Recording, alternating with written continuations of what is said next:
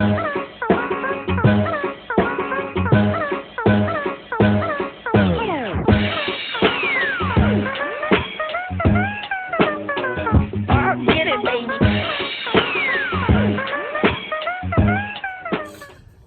Nation, my people from all over, welcome back to the channel. For everybody who's first time tuning in, please like, share, subscribe. What it do, y'all? Back at y'all. Y'all see the sun and came out a little bit to take care of some things.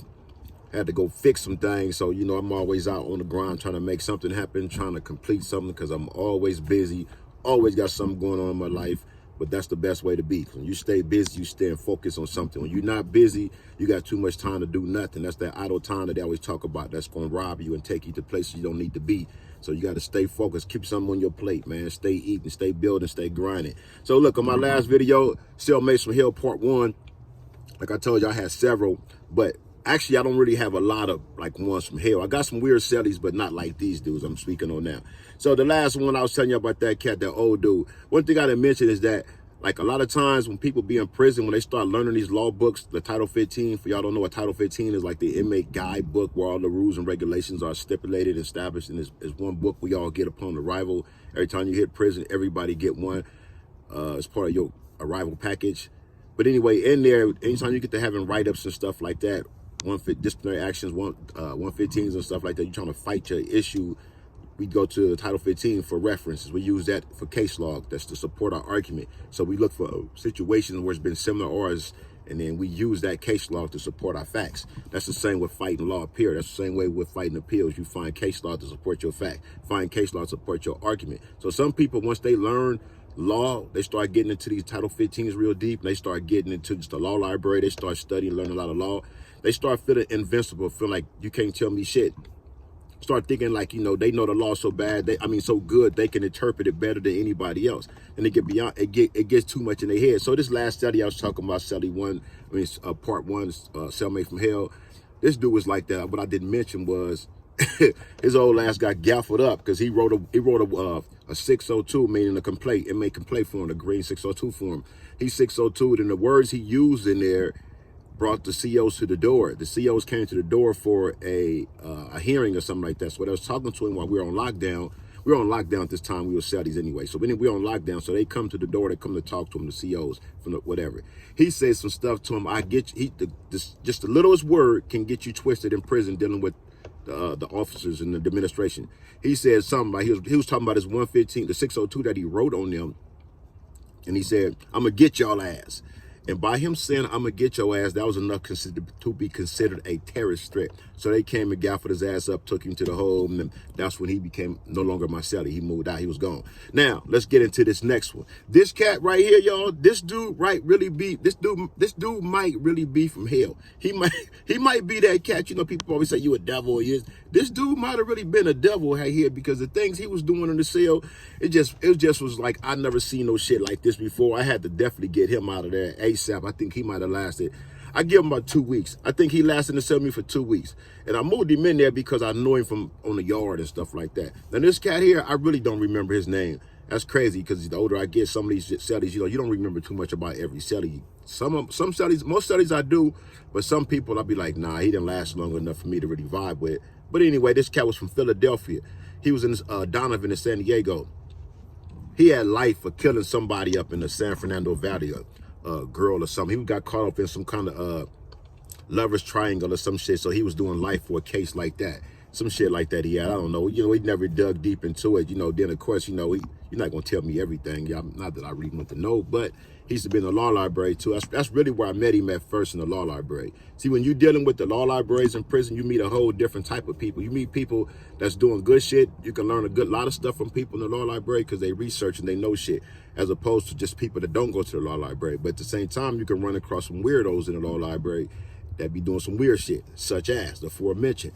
Now, this cat here from Philly, I used to see him on the yard. He'd be out there working out by himself. He'd bring like he got his jacket and stuff out there on the yard, his towel, and he'd be out there to himself on the side of the yard, where he by himself right over there just working out, doing push-ups and shit like that, doing burpees. He buzzing down by himself. You see him on the bar sometime, but he was a cool cat. So, like I said, we know each other from the law library. Then I see him on the yard and walk laps with him and talk to him. He was cool. Now, like I said before, You don't know a person until you move with a person. You think you cool with this person on the yard. You think you cool with the homies right there on the streets that you think of me and the homie gonna get a house together. We're gonna be roommates. That shit don't always work out. Y'all cool in the streets, y'all cool in the yard, but not cool at the house. Man, check this out. So I just needed a celly at the time, right? Sometimes when you be in these places and you just need a celly, you get tired of like letting them just throw anybody in the cell. So what we do when you're in a cell by yourself, you tend to go and find somebody that you're compatible with, at least that you think you're compatible with. So that's what I did. I like, this dude needed a cell. He was going through some drama with one of his previous cellies or whatever. So I'm like, fuck it, bro. Come on, you can move on in with me. You cool. I know it, right? What? This happened all the time. People tend to think that like, fuck it, the homie cool, I'm gonna move him in the cell with me. He's straight, you know what I mean? Until you get that nigga in the cell with you, right? Oh, wow. Bro came in the cell with me. He was cool. The first red flag I seen, to me it was, but really it's not, but to me it was, he didn't want a mattress. He just wanted to sleep on a slab, a metal up there. He was one of them cats that like to just roll up your blanket. He rolled up the thick ass wool blankets. He might have like 2 or 3 of them joints and he roll them up and he sleep on top of that. So he didn't need no mat. So I was like, nigga's hard nigga right here. But I done heard about several other people that I knew that did the same thing. They was like, it was better for their back. So I'm like, okay, he don't want a mattress. He just sleeping on blankets on a slab of metal. I'm like, all right, that's cool. Now, he had this little lamp on the top bunk and all that. He always had this little carry-around bag. I never knew what was in it. So once the nigga moved in the cell with me, he might have been in the cell with me for like about 3-4 days. And he said, hey, Zoe. He said, Zoe, this ain't gonna bother you, is it? I like, what's that? And nigga pulled out his bag, y'all. This nigga pulled out his bag.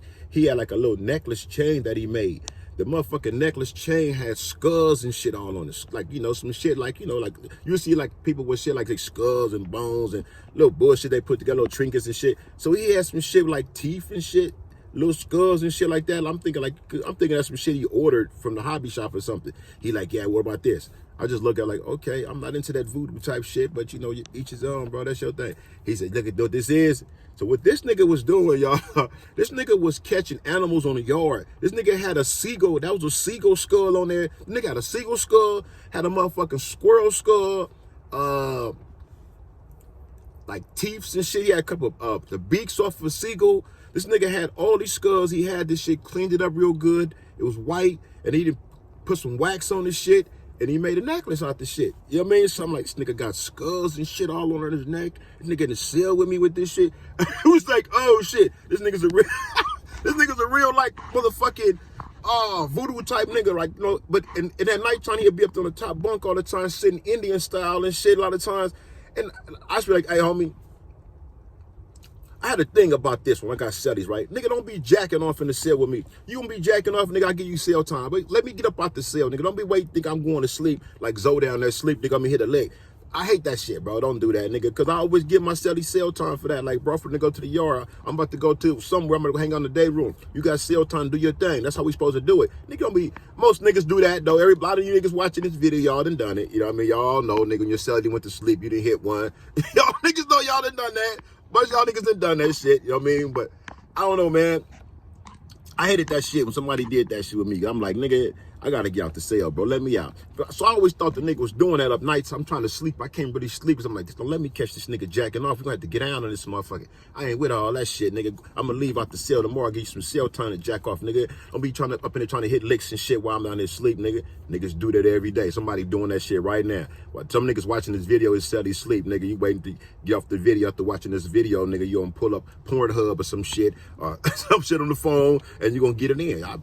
You know, nigga know how it go. Hey, man. So anyway, bro got all this shit up on there, this motherfucking skulls and bones and shit he ran around. That nigga want to hang. I like, man, I don't like you hanging that shit up on my shit. I'll start getting real petty on some real shit. He want to hang it up on the wall, up on the top. Because yeah, up here on the top bunk, you niggas tend to put a line up here. That way, when you wash your clothes, you can let your clothes and shit hang and dry right there. So bro was like, you know, that's his line, where's towel go and all that shit. But then I seen the nigga had the skulls and bones up there. Like, bro, I'm not really feeling that, man.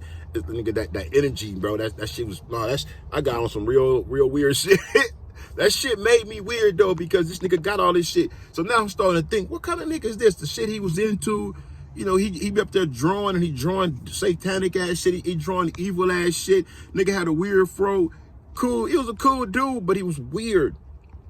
I like, bro, man, this ain't gonna work, man. You know, I can't deal with these spirits and shit you bringing up into my joint, man. This ain't even, nah, man, this ain't how I want to live, man. I can't do it, bro. You cool, but you gotta go, man. We remain cool out there in the yard, you know what I'm saying? But people that knew this do remember. He used to go back here in the education area a lot of times, and that's where he was catching these rabbits and squirrels and shit at. Because he had a lot of little rabbits running around Donovan at the time. Rabbits be around there and you catch squirrels. So you gotta, we was on the 1 yard at the time. Back here where the education area, they got a little place where we got like a little area where we have breaks and shit at if we come out for breaks. And this nigga's to be back there because he went to school.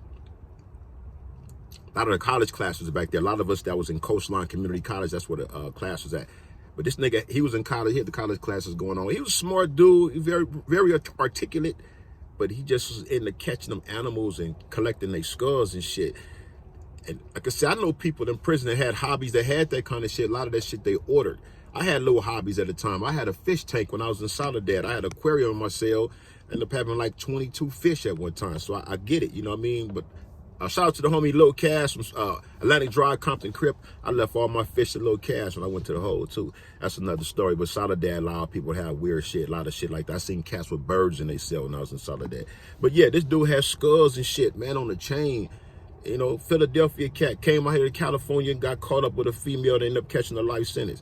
I didn't know what type of dude he was, but the places he told me he was hanging out here in LA and in the San Fernando Valley and all up out this way and shit was like, that nigga was hanging out around fucking rock quarries and shit. You know, he was outdoors type shit and he got with some chick, some white chick, and they was fucking with dope and some more shit happened, love triangle, and he ended up catching a life sentence. You know what I mean? Like I said, he was cool dude, but I'm not into all that motherfucking skulls and shit all in my cell, dog. Beaks and shit, you got dead animal parts all up in the cell, nigga. I'm thinking you up here doing some warship or something when I'm asleep. Might up here doing some warship shit and jacking off at the same time. you don't even know the nigga could be up here the top bunk, ass naked, with some ritual shit going on while I'm asleep. I wasn't with all that. I didn't know the deal. I'm like, bro, you gotta raise up, my nigga. You gotta raise up. But you know, that's just another silly that I considered Sally from hell. I believe he really was from hell. I hope the brother got out. I don't know if he did because he was real controversial too. He's another one that was getting into it, the CEOs a lot. So a lot of times when people be like that, man, they got to learn how to calm their ways down and humble themselves at some point in time. Don't be so hard in order to get out. Some people don't realize that some people try to be hard all the time. Once again, I speak on that because I know people trying to get out of prison and shit be holding them back because you're trying to be too hard at the wrong time. When you got to be chill, you got to know how to humble yourself. If you really want to get out, you got to humble yourself. You can humble yourself without being a buster, without being soft. You got to know how to just, you know, just fall back, man. You know what I mean? I seen a lot of homies do it that had life. When I was in there, I seen their program change. You know what I mean? You got to do that, man. If you want to come home, you got to make changes in your life. And that's the same way us out here. If we want to win in society, we got to make changes in our life. You know what I mean? We have to make change. We cannot be the same and expect to get greater results. We got to make changes in our life. So everybody, man, y'all have a blessed day out there, wherever y'all at, man. Stay focused, man. Open your mind, allow yourself to grow. See things differently, man. Stop seeing things through the same lenses that we saw them from most of our lives. And once again, shout out to the Harry family, my boy Mooch, man. Mooch pops passed. Like I said, I was up in Lancaster the other day, man. Yesterday, Palmdale, man, for the homie daddy funeral, man. Shout out to my boy Mooch and the Harry family, man. Much respect, much love, y'all. Y'all have a blessed day. Peace.